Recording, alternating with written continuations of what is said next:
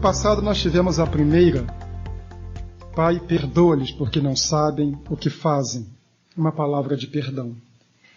Hoje nós temos uma palavra de promessa. No mesmo capítulo de domingo passado, capítulo 23 de Lucas, do versículo 39 ao versículo 43. Lucas 23, 39 a 43. Por favor, abram sua Bíblia neste texto. As crianças estão saindo para o cultinho. Esqueci-me de avisar. Um dos malfeitores crucificados blasfemava contra ele, dizendo: Não és tu o Cristo? Salva-te a ti mesmo e a nós também. Respondendo-lhe, porém, o outro, repreendeu, dizendo: Nem ao menos temes a Deus, estando sob igual sentença? Nós, na verdade, com justiça, porque recebemos o castigo que os nossos atos merecem, mas este nenhum mal fez. E acrescentou: Jesus, lembra-te de mim quando vieres no teu reino. Jesus respondeu-lhe: Em verdade te digo que hoje estarás comigo no paraíso. Queiram sentar-se, por favor.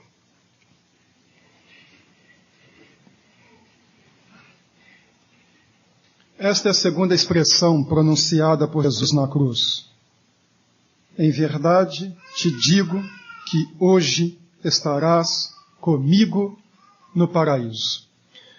A primeira palavra que nós vimos domingo passado foi uma palavra de perdão. A segunda que vemos hoje é uma palavra de segurança pessoal. Quando começa o relato, Jesus ouve uma estranha proposta: salva-te a ti mesmo. Na cabeça de quem lhe fez a proposta, salvar-se a si mesmo significaria descer da cruz. Mas desde o momento em que os discípulos o haviam confessado como Messias, diz o texto, ele pôs na cabeça que tinha que ir para Jerusalém, ser crucificado, morto e ressuscitar.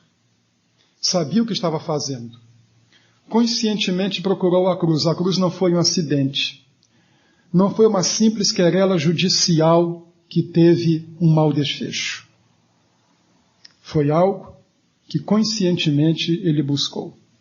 Disse inclusive aos discípulos: há um batismo com que devo ser batizado, e como me angustio até que ele se cumpra.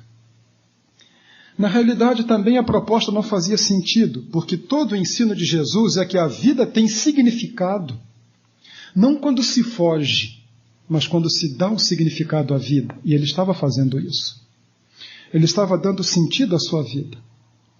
A proposta também não fazia sentido, porque para este ladrão, seu conceito de salvação era salvação corporal.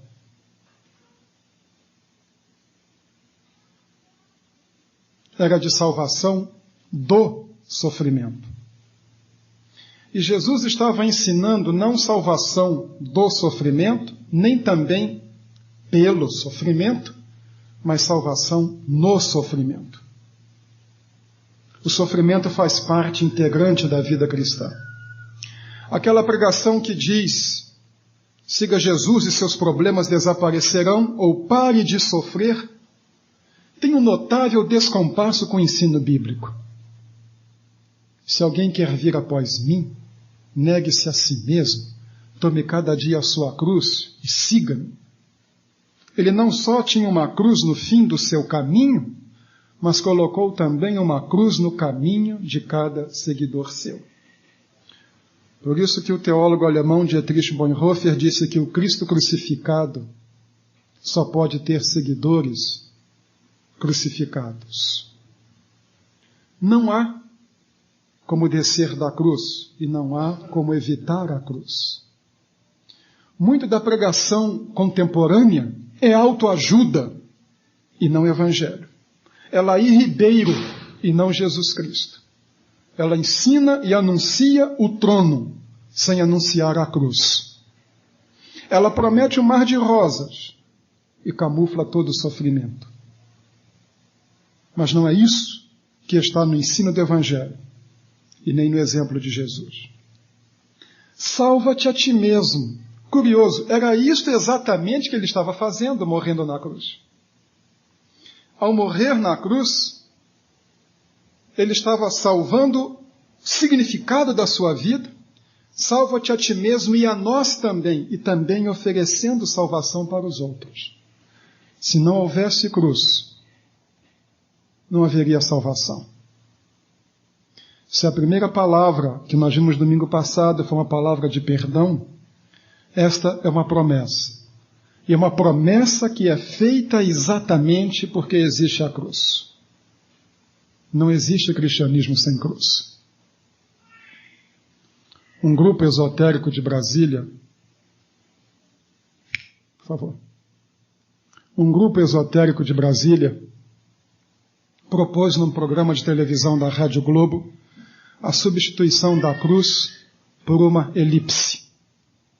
A cruz para eles era símbolo de vergonha e a elipse era um desenho perfeito. Falava de perfeição, de harmonia, de pacificação do indivíduo com o cosmos. A cruz fala de vergonha, de dor e de sofrimento.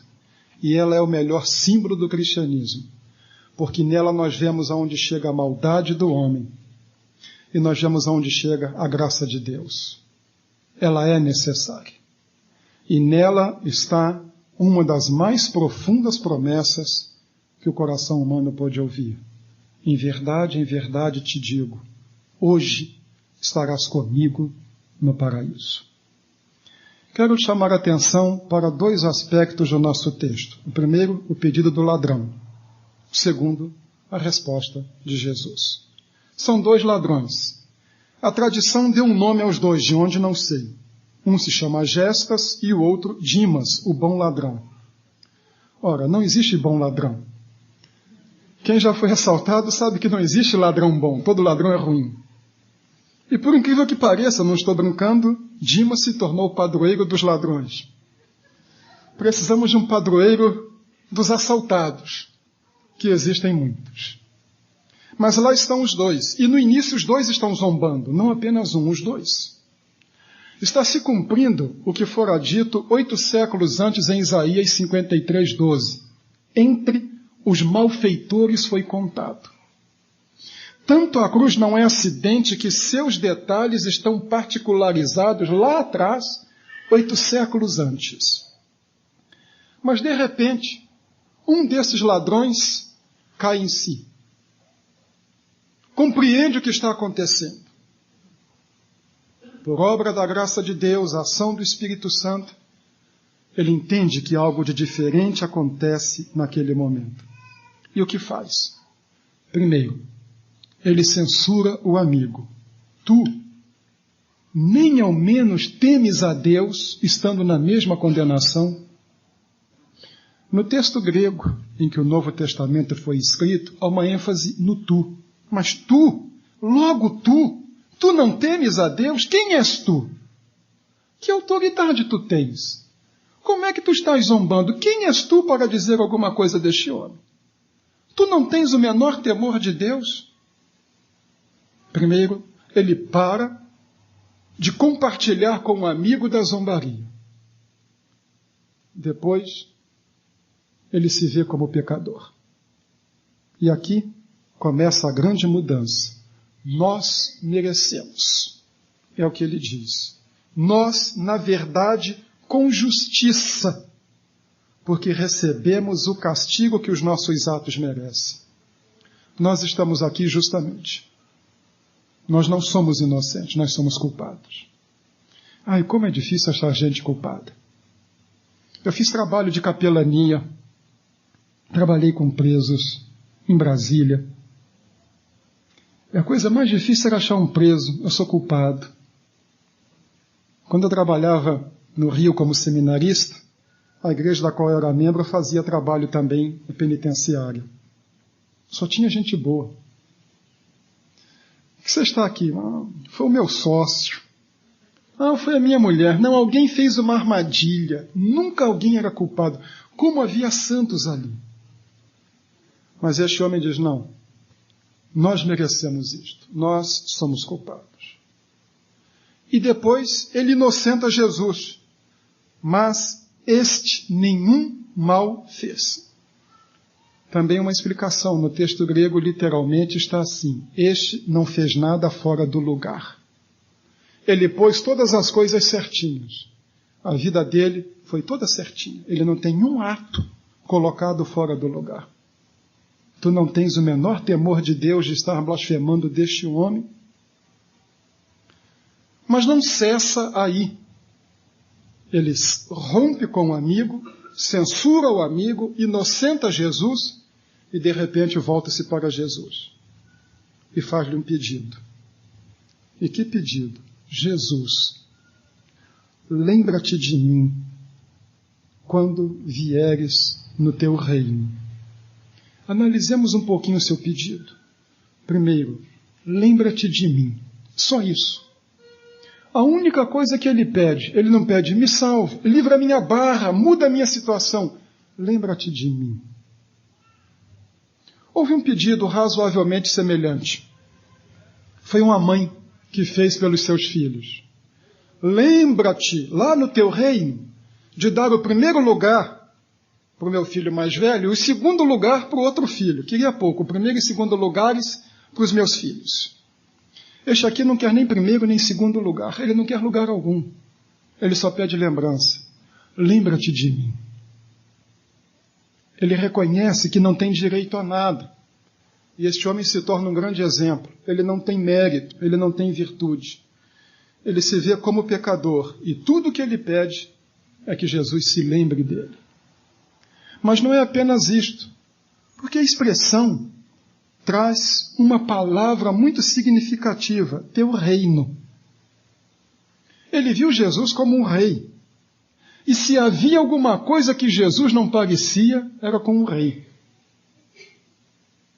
Depois de uma noite de tortura, de espancamento, de ser chicoteado, de carregar a sua cruz subindo um monte de 900 metros e chegar lá para a crucificação, ensanguentado, machucado, não tinha nenhuma aparência de rei. Também 8 séculos antes o profeta Isaías disse isto. Olhando nós para ele, nenhuma beleza víamos para que o desejássemos. Aquilo que os judeus não viram, este homem viu, ele é rei. Que os próprios discípulos estavam neste momento em crise para admitir, este homem viu. Que fé fantástica! Ele reconheceu que Jesus era rei, ele creu nisto. Mas ainda há uma outra expressão que empresta um significado muito maior à sua palavra. Quando vieres. Quando vieres no teu reino. Ele reconhece que Jesus é inocente, reconhece que Jesus é rei, sabe que ele vai morrer como ele, mas sabe que ele vai voltar. Quando vieres no teu reino. É a primeira declaração de fé na ressurreição, na volta de Cristo. E ela não é feita por nenhum discípulo. Ela é feita por um ladrão que até pouco tempo atrás estava também blasfemando. Ele creu na ressurreição de Jesus Cristo e creu na sua volta. Que visão tem este homem! E quanto sentimento e quanta fé vai no seu pedido! Nada para agora. Não pede que seus sofrimentos físicos sejam atenuados. Ele crê na ressurreição, crê na volta e pede tão somente que Jesus se lembre dele um dia. Que sermão este homem nos prega! O reconhecimento de que Jesus é rei, de que triunfou sobre a morte, e no dizer de Paulo foi feito as primícias dos que dormem, que virá um dia e que poderá, na concepção do homem, para nós não poderá, se lembrará, poderá se lembrar dos que creram nele. Aqui está a fé deste homem. Mas o último e segundo aspecto é a resposta de Jesus. Começa com uma palavra que é um idiomatismo na língua grega, em verdade. É como se estivesse dizendo, olha, o que eu vou dizer é certo, é líquido, é verídico, vai suceder. Eu não estou jogando palavras fora. O que eu estou dizendo é real, é em verdade, é certo. E que resposta? Primeiro, hoje. Esta é a primeira palavra. Hoje estarás comigo no paraíso, mas hoje. Não é depois de algumas reencarnações para melhorar, porque afinal de contas tu foste um ladrão. E até alguns minutos atrás tu estavas blasfemando de mim. Então, meu amigo, tu tens muitas coisas para pagar, precisarás vir repetidas vezes. E um dia tu estarás comigo então no paraíso, mas é hoje. Não é, olha, depois de algumas cerimônias religiosas que serão feitas, então tu estarás em condição de adentrar o paraíso. Não. Não é, olha, depois de algumas velas acesas, algumas orações ditas por ti, depois de várias intercessões, tu poderás entrar no paraíso. É hoje. Sem purgatório, sem reencarnação, sem cerimônias religiosas, sem velas, sem sono da alma. Não é, olha, a tua alma vai dormir alguns milênios até que eu volte. É hoje. E este é o tempo de Deus, o hoje. Por isso o autor de Hebreus dirá, alguns anos depois, hoje, se ouvirdes a sua voz, não endureçais os vossos corações. Porque a proposta de Deus é o dia de hoje. Este homem se arrependeu e teve fé. E porque se arrependeu e teve fé, recebe esta promessa, hoje estarás comigo no paraíso. Quem se arrepende e crê, tem direito a esta promessa. Dentro da resposta de Jesus, a outra expressão é comigo. Hoje estarás comigo no paraíso. Para os judeus, o mundo dos mortos, chamado de Sheol, era o mundo de sombras, de penumbra, o mundo incerto, chamado de mundo da incerteza ou mundo das sombras, um mundo de tristeza.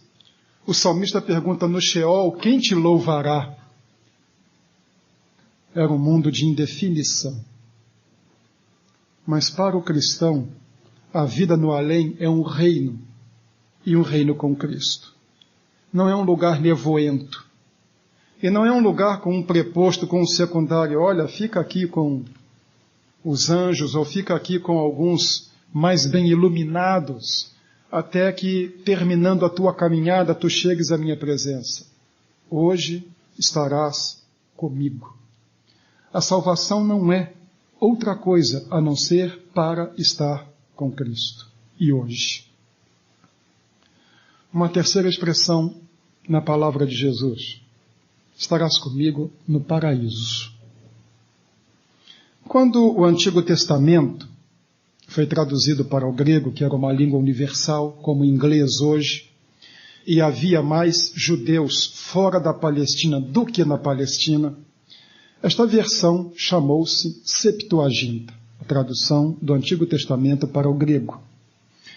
Os tradutores do Antigo Testamento para o grego, ao falar do Jardim do Éden, lá no início, em Gênesis, usaram a palavra paraíso.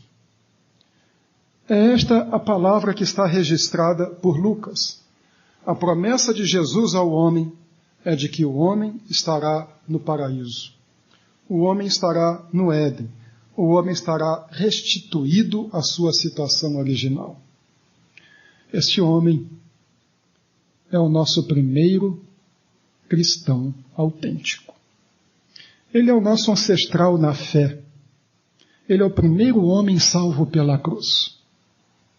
É o primeiro em cuja vida a cruz produz o impacto de transformação e mudança de destino. É o primeiro a ter a vida eterna assegurada por causa da cruz de Jesus Cristo. E agora, cabe uma pergunta: por quê? Primeiro, pela misericórdia de Jesus. Como vimos domingo passado, a primeira palavra é um pedido de perdão. E não há nos lábios de Jesus uma queixa, uma blasfêmia, uma maldição. Há apenas expressões de misericórdia. Esta é a razão fundamental. Nosso Salvador, o nosso Pai Celestial, é um Deus de misericórdia e se relaciona conosco não na base do que merecemos, não na base do que somos, mas relaciona-se conosco com base na sua misericórdia. Depois, porque creu. Este homem creu de todo o coração. Como eu disse, Jesus parecia tudo menos um rei. E ele creu que Jesus era rei. Creu que tinha um reino. Creu que ressuscitaria. Creu que voltaria. Porque se arrependeu também. Entendeu que vinha procedendo erradamente. Muitas pessoas têm uma admissão de fé meramente intelectual. Realmente eu acho que Jesus é um grande vulto da história. Mas continua com a vida como antes, isto não tem nenhum impacto no seu viver. Este homem, quando entendeu isto, foi porque se arrependeu. Arrependimento e fé caminham juntos. Se da parte de Deus é a misericórdia, da parte do homem é arrependimento e fé. E este homem se arrependeu e creu. Mas não apenas isto. Este homem se arrependeu, creu e pediu: lembra-te de mim. Salvação não se compra. Salvação não se paga. E também salvação não vem por hereditariedade. Deus tem filho, mas não tem neto. Você pode ser filho de crente e estar perdido. É preciso pedir. E ele pediu: lembra-te de mim quando entrares no teu reino. E a promessa fantástica: em verdade te digo, hoje estarás comigo no paraíso. Morrem os três. Um deles, tão perto da salvação, à mesma distância do outro, vendo as mesmas coisas que o outro viu, ouviu as mesmas coisas, viu o mesmo procedimento de Jesus, mas manteve o coração endurecido. Morrem os três. Um parte para ser o maior vulto da história, o maior homem de todos os tempos, aquele de quem diz Paulo: todo joelho se dobrará nos céus e na terra. Um parte para entrar no paraíso, e outro que teve a mesma oportunidade. Perdido estava, perdido viveu, perdido morreu, perdido continua. Esta história, e o desfecho particularmente para este homem que se salva, desmente uma frase que nós ouvimos muitas vezes na boca do povo brasileiro: ninguém pode ter certeza de sua salvação. É muita arrogância uma pessoa dizer isso. Quem são vocês para dizer que vocês estão salvos? Dizer que ninguém pode ter certeza é chamar a Cristo de mentiroso, porque ele deu certeza. E deu certeza a um ladrão. Em verdade te digo que hoje estarás comigo no paraíso. É possível ter certeza da salvação. É possível ser salvo. Um ladrão teve esta certeza. E um ladrão alcançou esta salvação. Você não é um ladrão. Você não é um malfeitor. Mas você precisa da salvação. E você pode tê-la. E não precisa voltar dezenas e centenas de vezes. E não precisa que cerimônias de corpo presente, de 7º, 30º, de ano, sejam constantemente oferecidas por você. Basta crer. Este é o método de Jesus. Isto foi o que Jesus pregou. Quem crê será salvo. Quem não crê já está condenado. Cristo oferece uma salvação por toda a eternidade. E você pode ter esta salvação por toda a eternidade. Mas o trágico desta história é que estes dois homens estavam ao mesmo alcance de Jesus. Tiveram a mesma oportunidade, mas manifestaram atitudes diferentes para com Cristo. E um partiu, perdido para todo sempre. E outro partiu, com esta promessa, a mais profunda promessa que um ser humano já ouviu. Em verdade te digo que hoje estarás comigo no paraíso. Esta é a promessa que diz respeito também a cada um que crê. Você também pode ter direito a esta promessa e também pode ter esta certeza na sua vida. A certeza de que seus pecados foram perdoados. A certeza de que foi aceito por Deus. E a certeza da vida eterna com Cristo. Nesta noite, eu quero convidá-lo a imitar este homem que compreendeu o seu pecado, rompeu com o passado e voltou-se para Cristo e, num ato de fé, lhe pediu a salvação. Se você quiser, Cristo lhe dá. Se você não quiser, você não a terá. O seu destino final será escrito por você. O pedido ou a indiferença? O desejo ou a acomodação? A resposta é sua.